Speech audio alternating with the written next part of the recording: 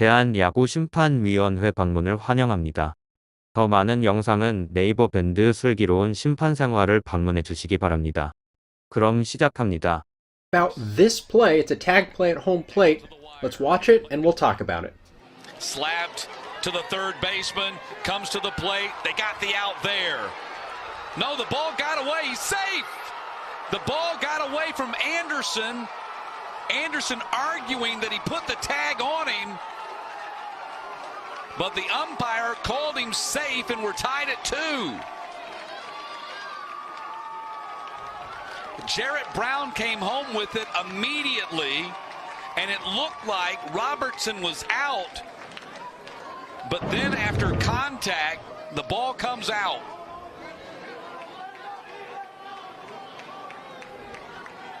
I think it should be out.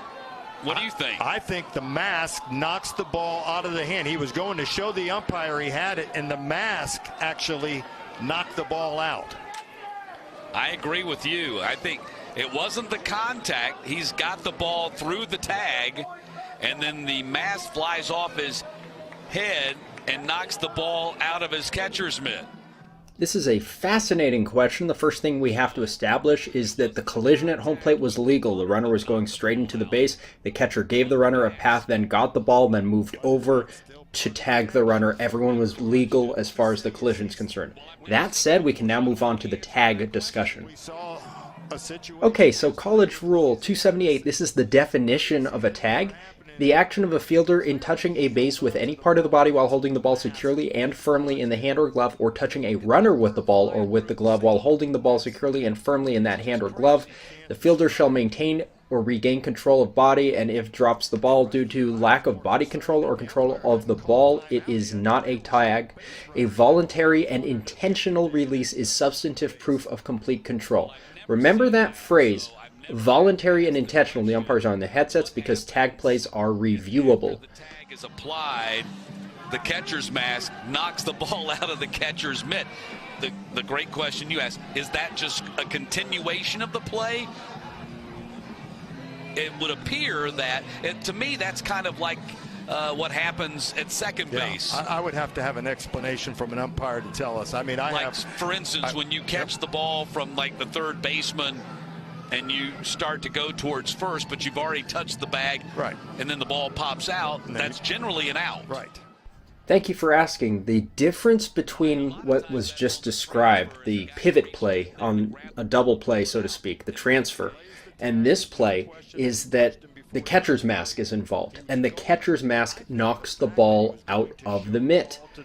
It sure looked like the catcher had secure and firm control in the hand or glove, or mitt in this case, but the rule states that the fielder shall maintain control.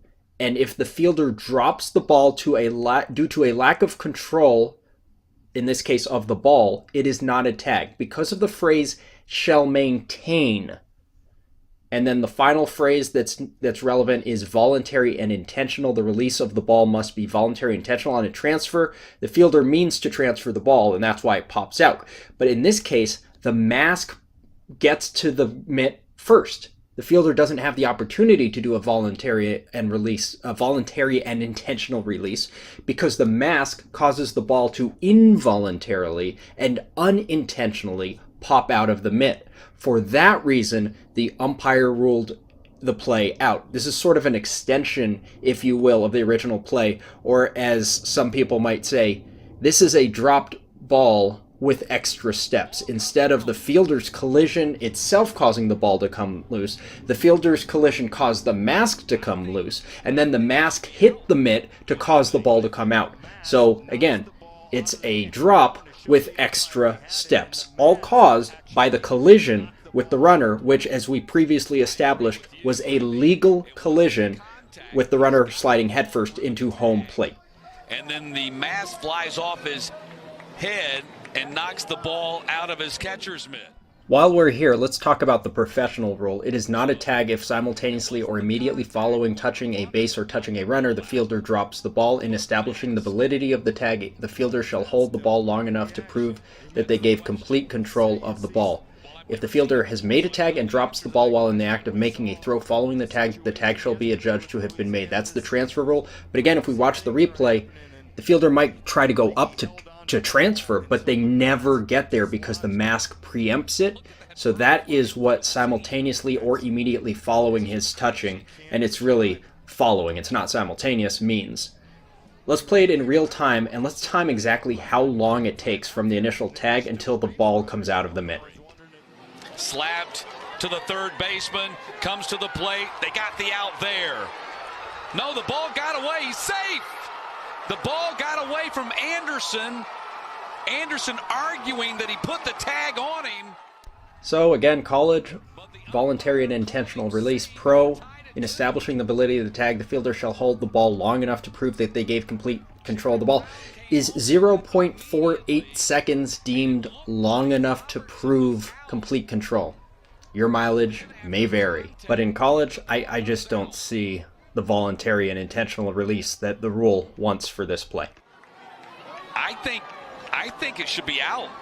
What do you think? I think the match. Visit us online at closecallsports.com, Twitter and Facebook at closecallsports. Thanks for sending this play in. And if you're a catcher, take off your mask, take off your helmet before a play at the plate, because if you fail to do that, you run the risk of your mask or helmet knocking a ball out of your mitt and getting an out taken away from you because you dropped the ball during a tag attempt.